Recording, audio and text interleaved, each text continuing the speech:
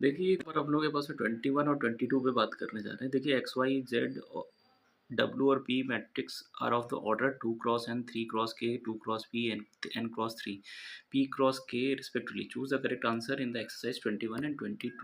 अब जरा यहाँ पे समझ लेना the restriction on n k and p so that P Y plus W Y will be defined. अब यहाँ पे समझिए, पहली मैट्रिक्स तो मेरे पास में लिखा हुआ पी वाई, प्लस में लिखा हुआ बच्चों डब्ल्यू वाई। अब एक बात सुनो, पी की मैट्रिक्स का जो ऑर्डर है, पी मैट्रिक्स का ऑर्डर जो है सबसे लास्ट वाला, ये देखिए पी, ठीक, पी का ऑर्डर है पी क्रॉस के, it is a P cross के। अब इसके बाद समझना, वाई जो मैट्रिक्स है, वाई मैट्रिक्स का ऑर्डर कितना दे रखा है, वाई मैट्रिक्स का ऑर्डर है सेकंड वाली मैट्रिक्स यानी 3 क्रॉस के, तो ये है 3 क्रॉस के, ठीक। उसी के साथ डब्ल्यू मैट्रिक्स भी देख लो जरा, डब्ल्यू मैट्रिक्स कितना दे रखा है, डब्ल्यू फोर्थ वाली मैट्रिक्स है यानी एन क्रॉस 3, ये एन क्रॉस 3 हो गया। इसी के साथ में वाई मैट्रिक्स देख लो, वाई मैट्रिक्स कितना है 3 क्रॉस के। अब एक बात सुनो, पहली बात तो हम लोगों के पास में मैट्रिक्स मल्टीप्लिकेशन तभी पॉसिबल हो सकता है जब उसके जो पहली मैट्रिक्स का कॉलम है सेकंड के रो के इक्वल है। यानी यहाँ तो ये बात क्लियर हो गई कि के की वैल्यू किसके इक्वल आ जाएगी, 3 के इक्वल। के इक्वल टू कितना आ जाएगा 3। उसी के साथ में यहाँ पर देखो ये आ गया 3, तो यानी इस पूरी मैट्रिक्स का जो ऑर्डर तैयार होगा वो एन क्रॉस के का तैयार होगा, एन क्रॉस के का। इसी तरीके यहाँ भी जो पूरी मैट्रिक्स बनेगी इसका भी जो ऑर्डर तैयार होगा वो तैयार होगा पी क्रॉस के का।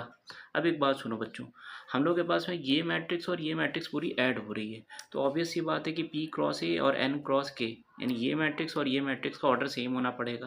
दैट मीन्स हम कह सकते हैं कि जो पी है और जो एन है, जो पी है और जो एन है वो दोनों आपस में इक्वल होंगे, यानी पी इक्वल टू एन और के इक्वल टू 3। तो P इक्वल्स टू एन हो जाएगा और K इक्वल टू 3। ऑप्शन में जाओगे तो मेरे पास में पहला ही ऑप्शन एक बना हुआ है, ए ऑप्शन, ठीक। तो ये मेरे पास में फर्स्ट वाला आंसर हो जाएगा।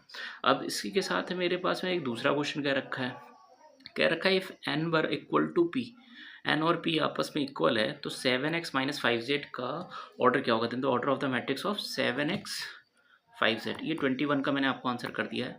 22 देख लो आप, 22 का देखो 7x माइनस में 5z। आपको पता है किसी नंबर से मल्टीप्लाई करने के मैट्रिक्स पे ऑर्डर पे कोई इम्पैक्ट नहीं पड़ता है। तो x जो मैट्रिक्स है इसका ऑर्डर जो दे रखा है 2 क्रॉस n का है, ठीक। और जो z मैट्रिक्स है इसका ऑर्डर कितना है बच्चों, थर्ड वाली मैट्रिक्स यानी ये 2 क्रॉस p का है। तो अब एक बात यहाँ पे समझिए, इन्होंने क्या कहा है कि n और p इक्वल है, आपस में क्वेश्चन में दे रखा है।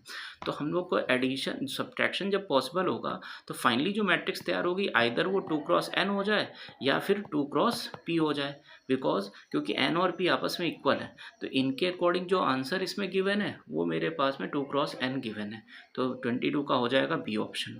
तो इसी करस्पॉन्डिंग हम लोग की ये वाली एक्सरसाइज खत्म हो रही है। अब हम लोग नेक्स्ट एक्सरसाइज पे बात करेंगे।